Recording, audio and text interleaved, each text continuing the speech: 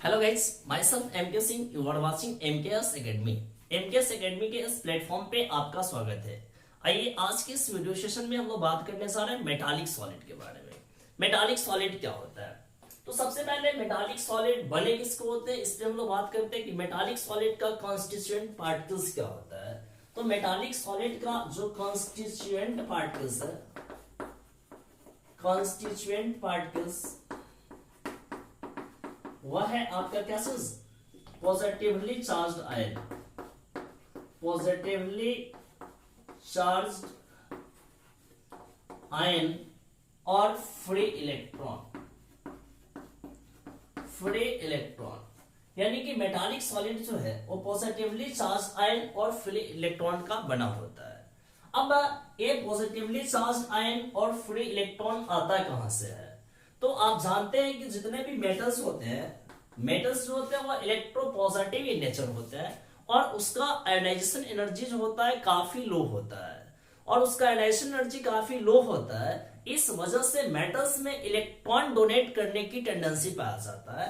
तो ये मेटल्स क्या करते हैं, आसानी से क्या करते हैं, इलेक्ट्रॉन को डोनेट करते हैं और केटायन का फॉर्मेशन करते हैं इस मेटल्स।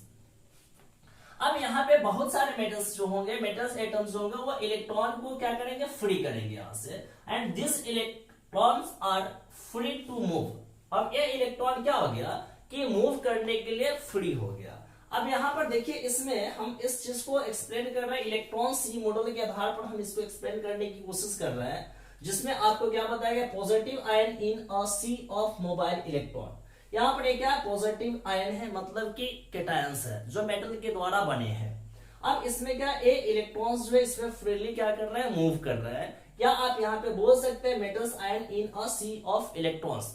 जस्ट लाइक हम लोग ऐसा बोलते हैं जैसे कि समुद्र में वाटर फ्लो करता है, समुद्र में वाटर फ्लो कर रहा है, उसी तरीके से यहाँ पर जो है इलेक्ट्रॉन्स जो है वो इस मेटल्स आयन का जो क्रिस्टल्स है उसके अंदर ये क्या कर रहा है, मूव कर रहा है। अब क्या हो रहा है कि यहाँ पर एक इलेक्ट्रॉन से ये पॉजिटिव आयन है, पॉजिटिव आयन है, तो ये क्या करेगा, एक दूसरे को अट्रैक्ट करता है। इस वजह से जितने भी आपका मेटल्स आयंस जो होते हैं वो एक ग्रुप्ड हो जाते हैं, मतलब एक साथ बाइंडेड फॉर्म में आ जाते हैं, और किस सॉलिड का फॉर्मेशन करते हैं, मेटालिक सॉलिड का फॉर्मेशन करते हैं। क्लियर ना? तो यहाँ पर एक जो फोर्सेस जो लग रहे हैं, जो आयंस के बीच में जो फोर्स लग रहा है, उसको आप ऐसा बोल सकते हैं कैसे कि मेटालिक बॉन्ड बोल सकते हैं। क्या बोल सकते हैं, मेटालिक बॉन्ड बोल सकते हैं। ठीक है, तो यहाँ पर आप सिंपली डिफाइन कर सकते हैं किसको, मेटालिक सॉलिड को। क्या चीज कि solid formed by metallic bond are known as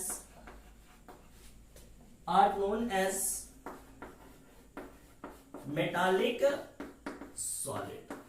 clear है? यानी कि यहां पर जितने भी मेटालिक आयंस जो है, पॉजिटिवली चार्ज आयंस जो है, वो क्या हो रहे हैं, ग्रुप्ड हो रहा है, क्योंकि यहाँ पर इलेक्ट्रॉन्स प्रेजेंट है और इसके बीच में लग रहा है अट्रैक्शन लग रहा है, इसके बीच में अट्रैक्शन लग रहा है। इस कारण से दिस फ्री इलेक्ट्रॉन्स क्या कर रहा है कि उस कैटायंस को आपस में जोड़कर रखने का काम कर रहे हैं। ठीक ना? तो इससे आपका मेटालिक सॉलिड का फॉर्मेशन हो रहा है। क्लियर है? तो इसमें नो डाउट हो। अब यहां से हम लोग बात करते हैं थोड़ा सा, ठीक है, इसके कुछ प्रॉपर्टीज को हम लोग जानने की कोशिश करते हैं कि मेटालिक सॉलिड के कौन कौन से प्रॉपर्टीज हैं। ठीक है, तो हम लोग हेडिंग डालते हैं properties of metallic solid.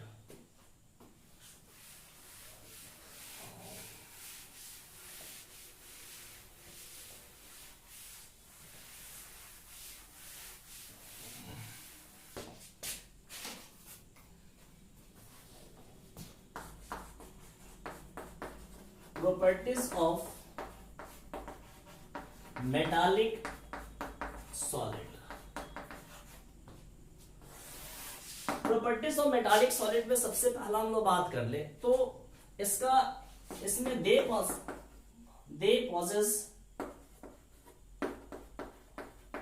Possesses electrical and thermal conductivity. Thermal conductivity. ठीक है, अब यहाँ पर क्या बोला गया, इलेक्ट्रिकल कंडक्टिविटी बोला जा रहा है। यानी कि जब भी इसमें हम क्या करते हैं, इस मेटल से, आयन से या इस सॉलिड से जब भी हम इलेक्ट्रिक करंट को फ्लो कराते हैं तो इलेक्ट्रॉन्स जो होते हैं वो क्या होते हैं, फ्री होते हैं मूव करने के लिए। इस वजह से वो क्या करते हैं कि वह इलेक्ट्रिसिटी को कंडक्ट करते हैं। That's why this are known as electrical conductor. यानी कि मेटालिक सॉलिड जो है वो इलेक्ट्रिकल कंडक्टर के रूप में काम करता है, इलेक्ट्रिकल कंडक्टिविटी को शो करता है।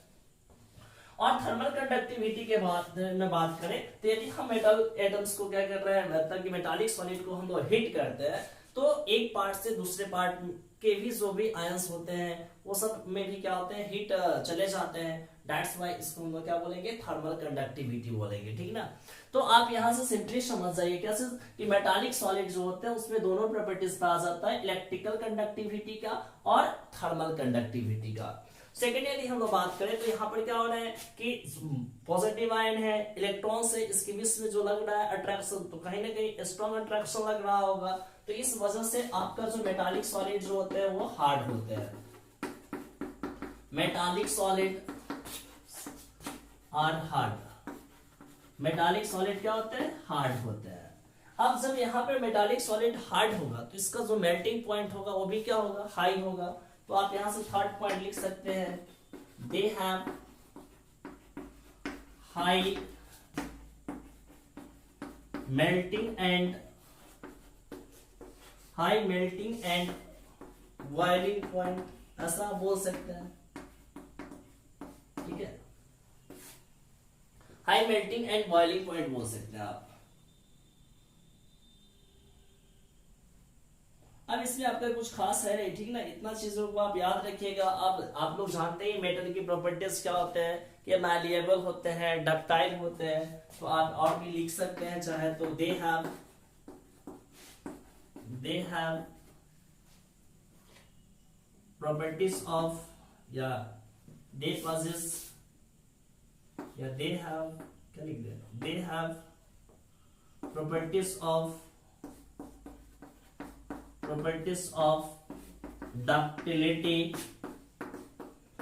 ductility and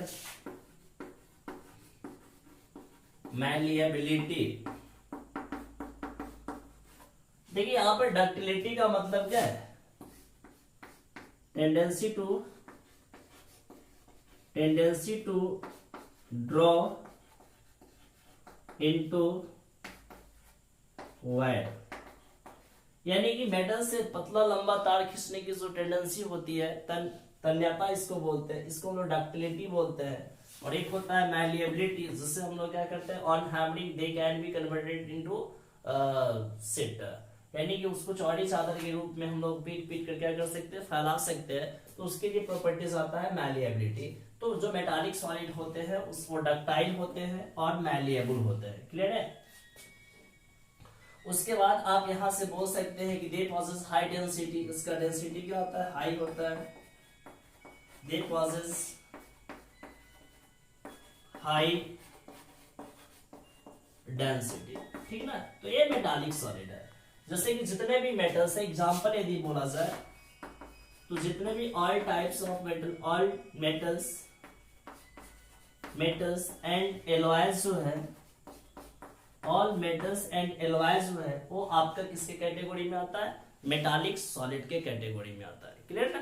तो चलिए ये था आपका क्या, metallic solid and its properties. ठीक है, इसको आप नोट कर लीजिए। और एक बार आप लोग क्या कीजिए ना कि इस टॉपिक को आपने एनसीईआरटी बुक से एक बार रीडिंग मार लीजिए, काफी बेटर होगा आपके लिए। थैंक्स।